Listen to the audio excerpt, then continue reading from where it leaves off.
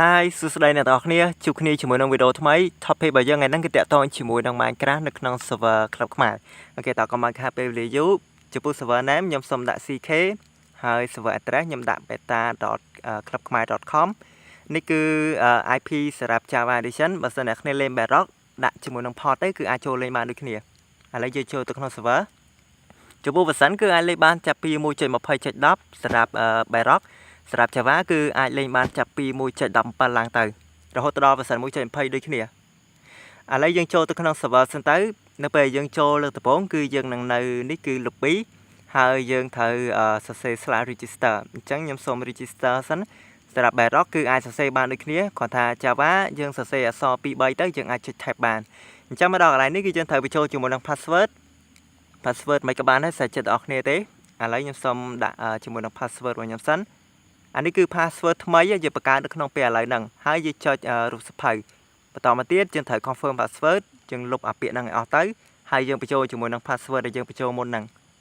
ឥឡូវយើងចុចរូបសភៅម្ដងទៀតដើម្បី confirm ជាមួយនឹង password យើង register រួចរាល់ហើយនេះគឺជា mail welcome to Club ខ្មែរចុចលុបវាទៅអាហ្នឹងគឺជា mail របស់យើងនៅពេលដែលគេផ្ញើអីមកចឹងទៅគឺយើងអាចចូលមើលកន្លែងហ្នឹងបានគេមានជាមួយនឹង skin ដែរតាមើល skin តិចអាចប្រើបានដែរ skin ហ្នឹងអានេះខ្ញុំលេង T Launcher ទេបងប្អូនគ្នាអត់ចេញ skin មកហ្នឹងអត់ចេញអានេះ T Launcher បងប្អូនគ្នាថាបើសិន Minecraft ស្រីខ្ញុំគឺខ្ញុំលេង account ភ្ជាប់ជាមួយនឹង Microsoft អូខេដល់ការនេះអានោះអញ្ចឹងអានេះគឺតាក់ទងជាមួយនឹង social Club ខ្មែរ profile living ទីយើងនឹងទៅ living គេមាន level money ក៏ play time អានេះវាអីគេ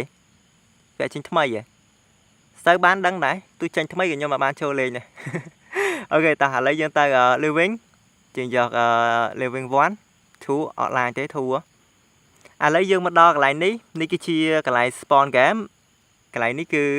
វាយគ្នាបានទេប៉ុន្តែបើសិនយើងចេញពីកន្លែងហ្នឹងគឺអាចវាយគ្នាបានគេមានជាមួយនឹង transfer បើសិនអ្នកគ្នាចង់ទៅ lobby សរសេរ /lobby ទៅនឹងទៅកន្លែងមិញហើយមានជាមួយនឹង teleport អានេះគឺគេប្រាប់ជាមួយនឹង slash ខ្លះនៅក្នុង server មួយនេះ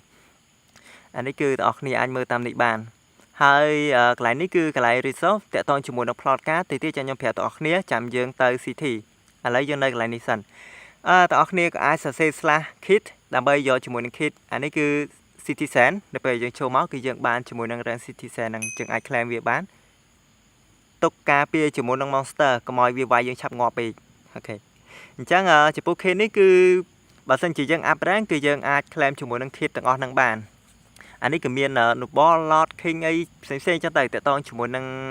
kit បើសិនជាយើង up rank ចំពោះ merchant គឺប្រភេទជា diamond enchant level ផ្សេងគ្នា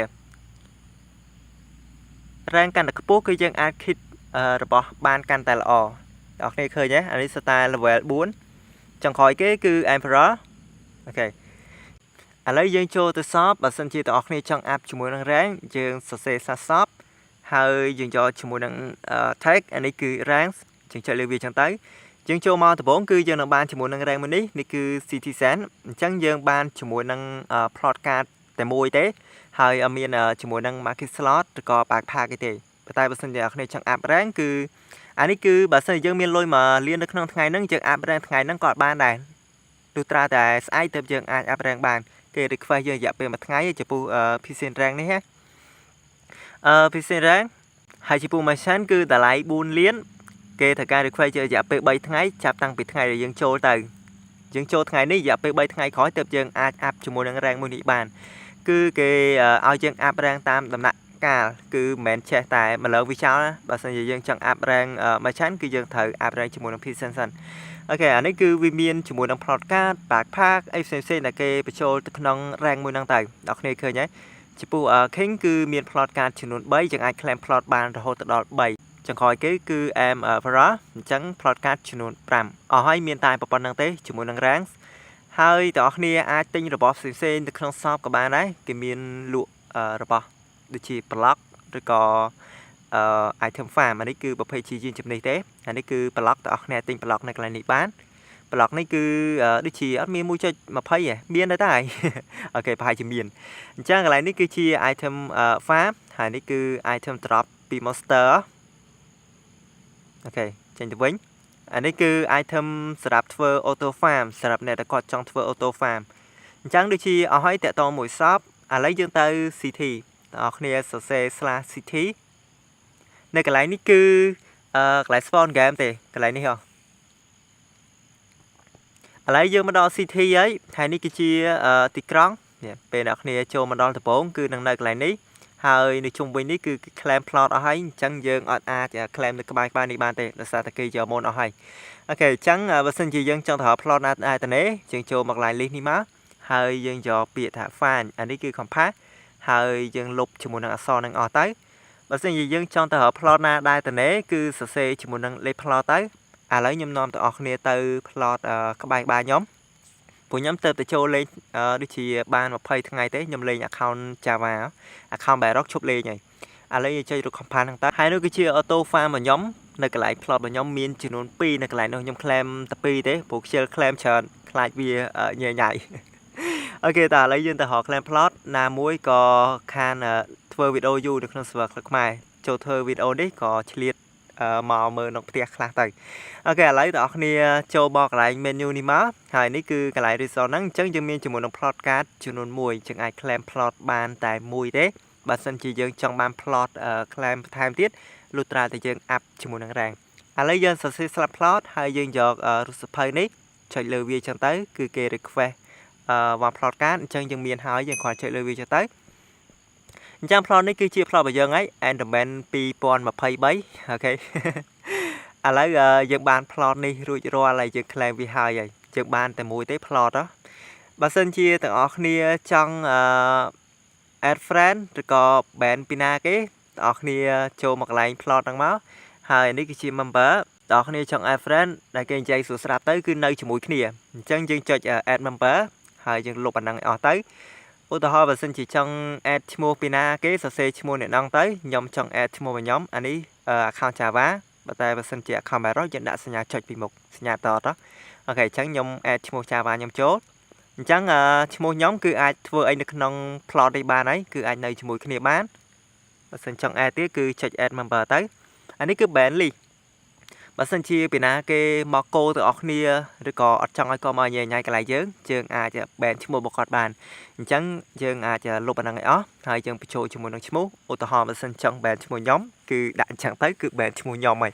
ហើយនៅពេលដែលយើងចុចសភៅអញ្ចឹងទៅគឺ ban ឈ្មោះហ្នឹងហើយបើសិនជាយើង ban ឈ្មោះពីណាគេហើយឈ្មោះអ្នកហ្នឹងគឺអត់អាចធ្វើអីនៅ plot យើងបានទេចូលក្នុង plot ក៏អត់បានដែរគឺនៅតែអាគៀនហ្នឹងទេទៅគាត់ teleport មកយើង accept គាត់ក៏គាត់អាចចូលក្នុង plot របស់យើងបានដែរបើសិនជាយើង ban គាត់អញ្ចឹងអ្នកនរគ្នាអាច ban គាត់ទៅសម្រាប់អ្នកគាត់បកកែគោអីអូខេអានេះគឺយើងចង់លក់ plot អ្នកនរគ្នាលុបអាហ្នឹងឲ្យអស់ទៅហើយលក់ដាក់តម្លៃលក់ដែលយើងចង់លក់ប៉ុន្មានគឺដាក់ប៉ុណ្្នឹងទៅអូខេអានេះគឺសម្រាប់អ្នកដែលគាត់ចង់លក់ plot អូខេជាឡងបាច់លក់ទេអញ្ចឹងអានេះគេស្អីគេអាហ្នឹងបាត់តាមខ្ញុំចាំដូចជានៅពេលយើងចុចលើវាចឹងទៅបើសិនជាពីណាគេចង់រក plot យើងណាគាត់ដល់ស្គាល់លេខ plot យើងគាត់សរសេរតែឈ្មោះរបស់យើងទៅដល់គ្នាជាបើសិនជាអត់ស្គាល់លេខ plot ណាយើងគាត់សរសេរឈ្មោះចឹងទៅគឺនឹងមកដល់ plot មួយនេះហើយអាហ្នឹងទៅតាមខ្ញុំគិតទេដល់គ្នាដឹងត្រូវឬខុសទេអត់ដឹងទេឥឡូវមួយទៀតបើសិនអ្នកគ្នាចង់ set spawn នៅពេលដែលយើងមក plot អត់ចង់នៅអាគៀនហ្នឹងទេចង់នៅណាក៏បានដែរឥឡូវខ្ញុំនៅនេះទៅអញ្ចឹងយើងសរសេរ slap plot ហើយបងប្អូនគ្នាចុច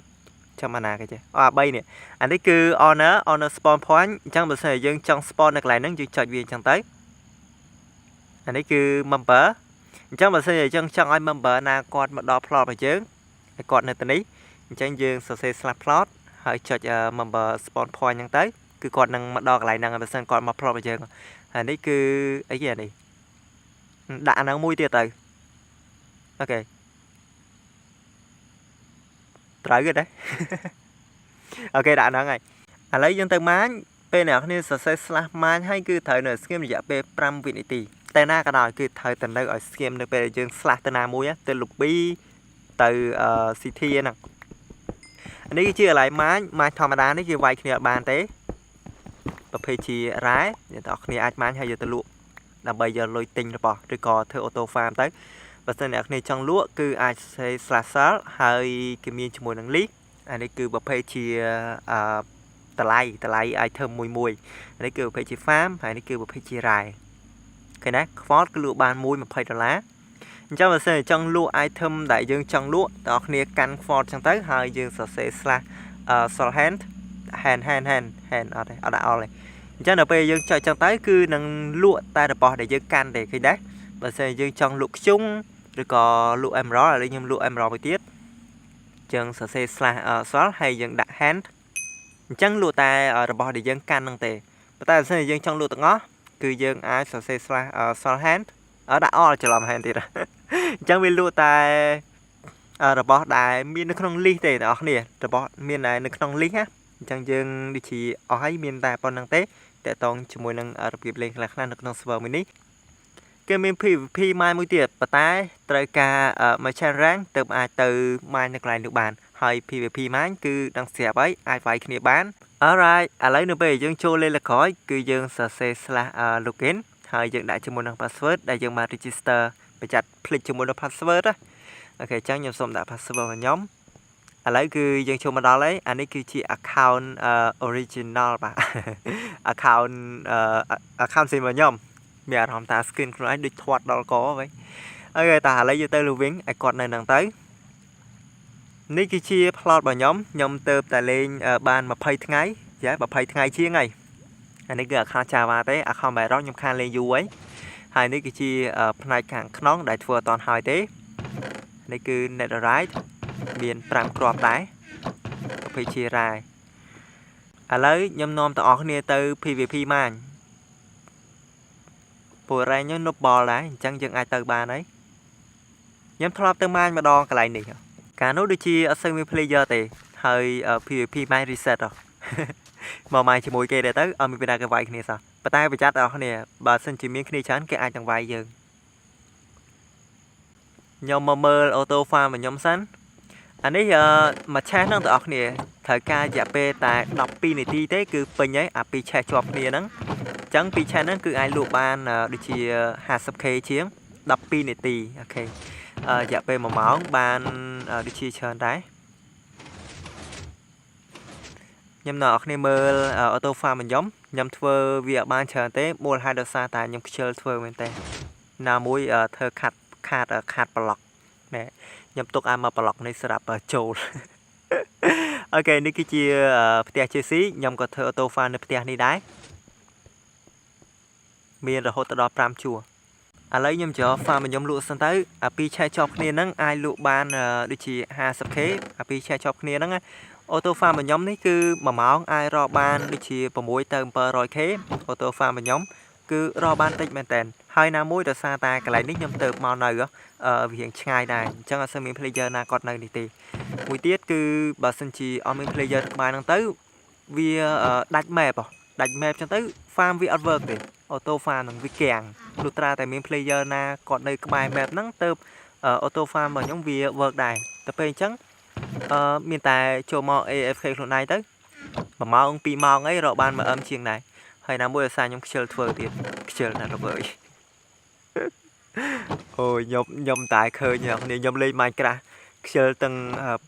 build អីផ្សេងឬក៏ធ្វើនិយាយទៅបើសិនជាធ្វើតិចតួចអាហ្នឹងគឺគាត់ថាចង់ធ្វើខ្លះតែបើសិនជាធ្វើច្រើនរៀងខ្ជិលតិចហើយឥឡូវលុយមកខ្ញុំភ្លេចមើល money របស់ខ្ញុំឡើង 26M ចិត្តបានអាប់ដល់ទៀតយើងនៅខ្វះដូចជា16M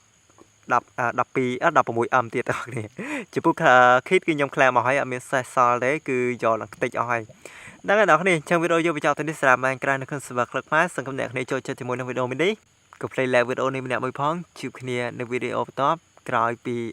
មេឃជប់ភ្លៀងអូខេបាយបាយបងប្អូន